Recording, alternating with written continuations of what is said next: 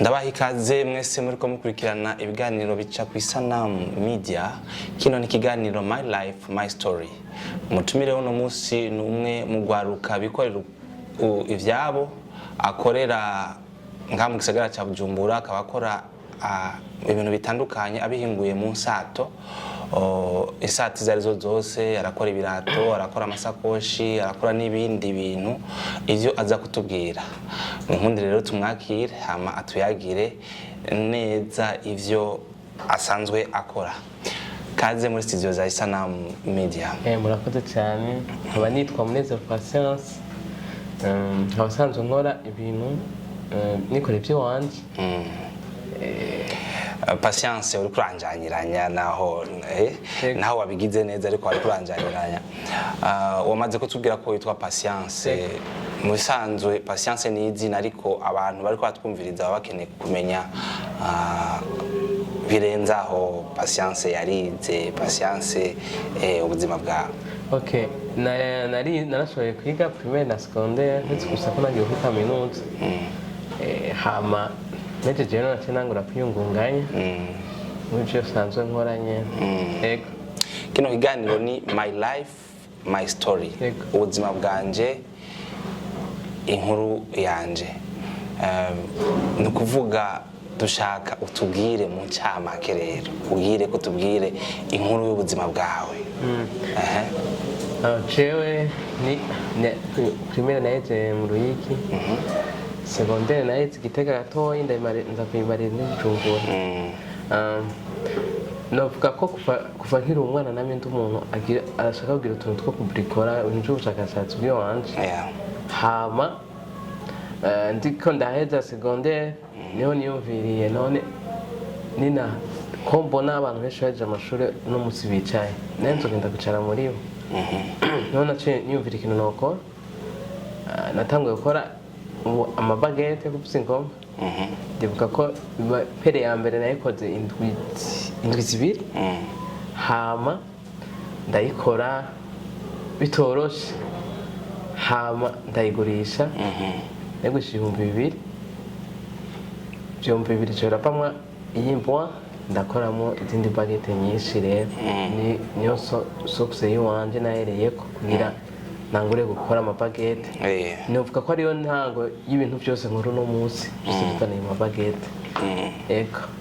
Umva watanguriye kwizo bagete. Wewe mbe mu ntango navuze ivyo ukora, navuze gukora amasakoshi, ukora n'ibirato, ukoresheje inshato, ariko hari n'ibindi wo gukora. Twashaka kutubwira ivyo ukora. Sanzwe ndagenda haje babaga nkagura bije bishato bikiri bibisi. Ndabizana nkabihingura nkora kubwoya, nkazihingura kugeza aho zivamwe nyene kwire shobora gukoresha ibintu ushaka. Ndakora mu masakoshi, ndakora mu ibirato, amasentire, amaporte-monnaie, amaporte-clés, umuntu bwogeresha amadecor n'ibindi nyene. Okay. Hama watubwiye ko watanguye kwipera imwe y'ibagete. Ubu ugeze ku bintu bingana gute? Watanguriye ku bintu bingana gute? Dushaka kutubwire kuva mu ntango ugitangura utujane kugeza aho ugeze ubu. Ni kuvuga umutahe watanguje ibintu nk'ivyo. Okay, ukuntu natanguye natanguriye mu busatanu umutahe mfise. Hama ndibuka ko agakoni nakoze niko kambere umutahe. Agakoni kamwe nagushije iyo pere imwe natsinda yagushije 2000 ndagenda abantu bariko baratwumviriza birashobora kuba badatahura nkuko je nariko natahura. Uvuze ati natanguriye mu busa. Okay. Bisigura iki? Okay, natanguye nta mutahe mfise, nta mahera mfise, nta kintu kimwe mfise. Hama ngo gutangura kwanje ko yana risanzwe uvuze ingoma. Ndiyumvira nkaraburya bukoni bakoresha nkabona ko ari inkoni zisanzwe. Ndiyumvira gute nane no gukora kandi ndavuza ngoje ukoni byo wanje mu nyuma nkanabugurisha. Ni hicumviro satanaye. Ndagenda kuri baje babaza ndarababyo pande babataye ndamusaba kabaho gatoyi yataye ndagakuramwo ipere. Iyo pere ndayikoze ndaheka abandi bagenzi hari wayishimye cyane ngurira 2000 ndagenda kuri umwe nagurira yamakaga waho ndamugurira ikibaho kimwe kwe tugimbazo zikizimbuye ubwo rubaho rumwe rucapamo amapere 50 yego rero niho novuga ko mutahe wanje wazananye ngaho uvuye mu 2000 uvuye mu busa ucuronka 2000 ucuraronka uko yego hama rero ndibuka ko izo 50 pe nazikuye mu 100 yego ndatangura rero ndavyagura ntangura kuzo ndakora nyinshi tugenda harageze n'igihe ndonka n'isoko mu Rwanda no muri Kenya n'amabagete ndazirungika hanze mahera kaboneka mu nyuma rero maze kubona ko byamaze gufata amugani ntangura kubona concurrence abandi bantu batangiye kubikora none naciye niyumvira ibindi bintu nenseramo cyangwa byo gukora ibintu byo batamburinere bya bitako bambara byamirisha batamburinere n'ibindi muga mu nyuma maze kubikora nganza kwisangana abandi babikora bati ikindi kintu nokora ni giki none naciye ntangura gukora ibirato by'amadrapo kugira uturazane ufate nk'abatamburinere bagiye hanze cyangwa aba diaspora bazi babigendera bitwaye bihera ngaho rero ndakora mu nyuma akoresha kwire nagutse nkaraba ngaho nakwire kwa rushato rusanzwe yego ndangura kwimva ingeno ruhingura nanje nkoresha ibyo bwanje nyine ndabitora uno munsi ndahingura ishato nkazikuramo ibyo shaka gusa ngigenda kugura ishato kuko ishato yazihingurira yego n'urugendo rurerure kuva ku bageti imwe ugeze mu nshato yego novuga ati umusugumo wo gukora ivyo bintu hari ahantu woba wararavye undi muntu yoba bikora hama we bikuzamo nawe ucuvuga ushaka kumukurikirana kugira ukore nk'ivyo akora canke byakujemo gute abinzamu bivanye mumva ndaraba tufate nk'umuntu aratanga ndakora baguette mu nyuma ndabona ko abandi bari baravyigana kuzikora mvuga ati ninago ama baguette gusa hazogira igihe nisanga clientele atawe nk'ifisi cyane nje turamwe ibindi rero nico kintu kintera kuguma ndi creative kuko ndakora ikintu ndagikoze je ndibaza ndi no mu bantu batanga gukora ibintu by'ibidede cyane ngamu Burundi babikoze cyane kandi cyane benshi abantu babikoze mu nyuma y'wanje mugani maze kubona ko babikora abandi ndabivamo nkaca ngenda mu bindi yego bamwe babikoze wewe ntubivamwe ariko ucawongereza ibindi ndabwo ikindi kintu ninjizamo kiza ku complete biga bindi nsanzwe nkora kugira hajya mbuzemo amafaranga muga nganje kuronka amahera biroroshe uri kuratubwira ingene uri kurabikora ko musi vyoroshe umenga vyose n'amavuta bimeze neza ntangorane biri canke ntibyoroshe kuko iyo uri kuriyumvira ikintu kugira ugishikane kuri point final aho ubona ikintu cyabaye cyiza biragutwara ingufu nyinshi cyane kwiyumvira ariko buri kintu kakibomora ugasubiramo ikintu ukabomora kugeza igihe uza gushikana iyo utora ikintu kuko n'abantu usanga nzo nkoresha ushobora kuza kubereka ikintu ntaje gutora neza nyine gikorwa ushobora kumubwira ati ngo twige kino kintu oya ndacigama ndagihejeje nkakimuzanira ati kora nk'uko bigenda uko kuva ku busa uno munsi ufise abakozi bangahe? Ufise abakozi batanu ngo uhemba ingorane wagiye urahura nazo kiretse izo zo gufata umwanya wo gukora ikintu kugira uve ngaho ivyo byose urafise n'ibikoresho waguze ukoresha uve ngaho ushike hayo ushike aho ugura ibikoresho ugire n'abantu wewe uba boss wabo ingorane rero wagiye urahura nazo muri rusangi intambamye nizo nshatse kuvuga ziriho canke inzira yari haruye gusa neza intambamye ni nyinshi ariko ubundi hari igihe kuntu natanguye bwa mbere nabona ko umengo gukoresha umukozi n'ikintu coroshe twarakora kamusigira nk'ibintu kaca nisanga navyo yahejeje kaca mba oblige yo kuja kubikora aho yari were kubikora kugira byinjiza amahera hamaze kumuhemba mu byo yinjiza ugasanga amahera yose nakoreje yongeye kumuhemba mwo bamugatigeze yinjiza niyo ntamba ya mbere nagitse kujanye n'abakozi mu nyuma nza kuva ndabitora ndamenya ingene ndabikorerako hama iyindi ntambamye hariho nk'umuntu ashobora kuza akagirisha komande hama iyo komande yagirishije ntayitore usanga igumye ngaho imaze igihe kazuza gusohoka umwanya utari gikenewe. Izo ntambamye nyamukuru. Ikindi ntambamye tugira hariho nk'ibintu bimwe bimwe usanga dukura ku masoko, hari igihe usanga ugenda kubirondera ugasanga byaduze cyangwa ukabibura. Ibyo bintu byo mu ntambamye usanga umuntu agira muri aka kazi kacu. Izo ntambamye muca muzitorera umuti gute? Izo ntambamye nk'ubu nakubwiye ko nagize umusigaye mpingura inshato ziwanje, niyo ni intambamye imwe natoreye inyishu kuko byari mu bintu byanduhisha cyane. Urashobora kuronka komande y'igishato n'umuntu akeneye isandari y'igishato ugaca ugenda ukakirondera ugasanga ntabihari, ugaca wumvira none ndabigenza gute? Ca niyumvira gutangura kuzihingura nanje kugira se mbera n'inyinshi abandi badashobora kuzironka byoroshe. Hama indi ntambamye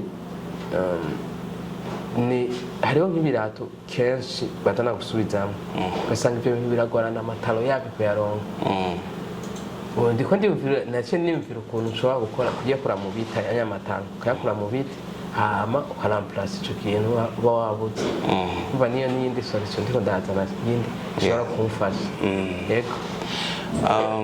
Uhejeje kutubwira ivy'intambamyi uratubwira n'ingero zivamwo uturusho ubona muri ibi bintu facilité umuntu nge kuba nkoresheje igifaransa bikorohera gute? Akarusho ka mbere nuko ndaronka abakiriya kuko vraiment umuntu yaguriye ikintu wanje nidoga. Hama akindi kintu nuko ivyo nkora just ndabikora nk'abandi bantu bakora niyo nkora kuko wowe uranzanira icyumviro cy'uwawe nanjye nkaguha icyumviro cy'uwawe tukahuriza hagati ko twakora ico kintu. Hariho ukuntu umuntu afise nk'ibintu nkawe biba bikeneye uburyo bwinshi, hariho abantu mukorana, hariho abantu bagufinansa, hariho projet umaze kujamwo uretse competition maze kujamwo imwe nta financement ndabona. Nico nyene nikoresha jewe nyene. Nta n'abantu na bamwe barigera bagufasha? Uretse iyo ntuze nagiyemo competition nkaronka kandi uzagashira nta yindi ede ndabona. Yego. Ku bantu badukurikiranye kuva tugitangura kino kiganiro kugera hano boba bafise nabo nyene impano canke biyumvira gukora nk'ivyo gukora, wowe ni ikihe kintu cyo kubasuguma wobabwirira hano ku plateau yacu? Ikintu cya mbere nababwira, hari igihe abantu benshi bama biyumvira ati nzotangura ndaronka amahera. Mugani kenshi hari igihe haje icyumviro muri wewe w'ikintu wokora mugabo uvuga ati nzogikora ndaronka amahera. Mugani icyo cyumviro kikiza nyene ahubwo tangura ukore kuko nutakora uwo munsi ejo hazoza ibindi kuko umuntu ari ukuntu umuntu aremye n'umunsi aguma hazi ivyumviro amahide menshi ibintu wokora amahide udafatiye mwaho kanya nyene iyo idea kiza canke uyandika ahantu uvuga ati okay je ngomandema nyibara amahera ndondera amahera ngana nuko hama simaka urinde kuronka amahera menshi ushobora guhera ku mahera make cyane mugane amahera make usanga byaye ikintu kinini. Yego. Par exemple kandi akwereke abajene ashobora kubwira ati ngo je nta mutahe mfise ugasanga afite Android amamega ara kuri 5000 umusagetse kuri 10000 mugani buri kwezi ntigera bura 10000 no gushyira muri telefone agiye kagura palette ya magi ndazi nishikana 30000 palette ya magi abayidandaje yose kayiheza usanga irimo amahera atagira uko angana. Umva hari umuntu buto usanga umuntu yirengagiza mugana nibwo twari guhereka abantu benshi bama bipfuza guhera ku kintu kinini kandi hari utuntu duto twohera kugira tuduke. Ugasanga tufate situ nk'abakobwa ashobora kuvuga ati jewe ngomba nkore akikorera ko wenyene ugasanga ashobora kujisha ibintu akabidandaza akaniyumvira ku kindi kintu ugasanga biravanshitse cyangwa umuntu akiyumvira ku buntu buto nyene uko nyene. Yego. Wewe uvuga uti abantu rero ntibakenya amafaranga ntibakenya umutahe. Umutahe wa mbere umuntu afise cyambere cyo urakomeye urwaye ubone umutahe wa mbere ufise. Cya kabiri uriyumvira umutahe wa kabiri urafise ingufu naho wabuze mutahe urashobora kugenda kubwira kuraba ahantu hama reka ndakwereka urana abantu benshi tumutumira ngo tukeneye ubuzi akazi wenyine urashobora gacreate ushobora kuja nk'ahantu ukavuga ati jewe hano hantu hasa nabi ukaguma hakorera isuku ukorera isuku niba hakora nk'inshuro zirenga 5 abantu baguma baca abantu bazokubwiriza umuntu yamakora ngareka turabe tumufashe nabi tumuha akazi kuko hajya umuntu kugira atanga akazi nuko agwa akazi nuko abantu yakubonye ashobora gwa akazi atawe yakubonye mugani umuntu arabyuka agabyukira kuri telefone ntigeza akora ikintu na kimwe akagenda gufungura akaryama atakenda kumenya yinjije ejo bugaca akacukira kuri telefone hageze ko agura amamega kara wacu ariko akamuha amamega biroroshe gutanga amahera mugani kugira ironka yiwawe waciye biragoye udakuye amaboko mu muntu rero cyo kintu kimwe n'abamagarira abantu ashita abajene nuko bova mu bashitacite gutubujiji bakiyumvira ari nk'umuntu afite telefone nakamaro ko gutunga telefone ukenye mu fuko yige ha mutangore business hama telefone uzoyigura hanyu imaze gukungukira imaze gukungukira ushobora gusanga umuntu afite nka telefone ya 300,000 ku kwezi ayiha amamega ya 10,000 mugani arakenya ugasanga ikintu cyose akora yamacoresha abwira ati ndakeneye iki mugafite telefone afite 300 mu mufuko ku kwezi mu mwaka uza gusanga akoresheje nk'umuriyoni n'amajana uwo muriyoni n'amajana umva ko ari umutahe munini ucushira mu nigagenda na mufuko rero je natanguje 2000 iyo nza kuba mfite 300 mva nayo gutangura ibintu bingana ari gutanguza binini mugani ikibazo abantu bafise bama biyumvira ati jewe nzotangura ni nawo nk'umuntu ama aide mugani aide ya mbere ufise Imana yagwaye ubwenge yagwaye inkomezi wabyutse utagwaye niyo ntuze ya mbere kuyikoresha abantu surtout dufatire ku bajene bariko badukurikirana akumva ivyo wavuze aho wahereye nawe agaca avuga ati jewe nkuko ariko arabivuga nta mafaranga ndaronka ariko ko meze kumwumviriza patience ahantu yagiye nshaka kumwegera amfashe anyigishe bijya akora ndabe naje ko nsubiye gukora eske birakunda ko ufasha abantu ntacyo usaba bigenda gute kubera kenshi hari ibyo usanga dukoresha twagutse hariho abasome nayo ndamusaba kugira nanje sinze kwera ndiko ndamwigisha hari ibintu byinshi byononekara rero kugira rero ninje nikingire ibyo kononekara ndamusaba mara kugira materiel twagutse ntabyo yononekara ubundi je ndigisha kwa nawe maze kuramura no musi bakora nk'ibyo ngo yego uti rero uwo shakiyo ntuze gusanga uwo unene arashaka kundondera kuri telefone yanje no awukorera nkorera muri rohero Avenue d'Orneos ko numero 5 yego Patience tugushimire kubona witavye akamo kacu murakoze namwe yego turabashimiye namwe mwariko murakurikirana kino kiganiro tuzosubira mu kiganiro gikurikira kino kiganiro cyari My Life My Story wariko yagishikiriza jewe Celestin Sibomana na ubutaha